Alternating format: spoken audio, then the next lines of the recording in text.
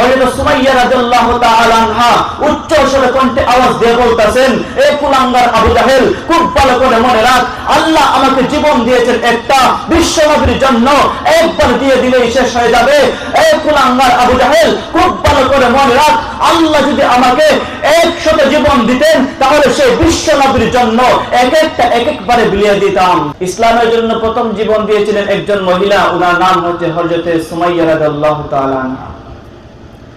উনি ইসলাম গ্রহণ করার কারণে আবু জাহেল তার বাহিনী দিয়া মাঠের মধ্যে নিয়ে গেছে, দুইটা ঘোড়া দুই দিকে দাঁড় করে রেখেছে এবং হযরত সুমাইয়া রাদিয়াল্লাহু তাআলা আনহাকে উলঙ্গ করেছে।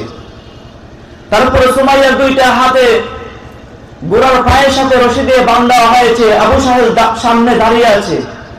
আবু জাহেল বলতেছে, সুমাইয়া দেখো, তোমার সামনে দুইটা পথ রেখেছি। 1 নাম্বার পথ হলো তুমি যদি নবী মুহাম্মদকে ছেড়ে দাও তাহলে তোমার হাতের বান খুলে ভালো কাপড় পরিধান করে তোমার বাড়িতে সুসম্মান ভাবে ফিরে দেওয়া হবে।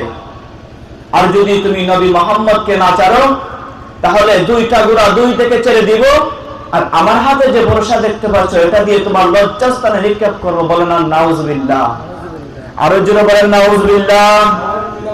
হযরত সুমাইয়া রাদিয়াল্লাহু তাআলা আনহা এই কথা শোনার পরে ওনার চোখ দিয়ে পানি বাহির হইতাছে, মনে মনে আল্লাহর সাথে কথা বলতেছে।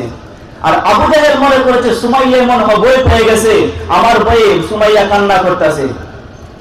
আবু জাহেল ডাক দিয়ে বলে, সুমাইয়া কেন ভয় পাওয়ার কিছু নাই, তোমার সামনে দুইটা পথ রেখেছি, যে কোনো একটা পথ বেছে নাও।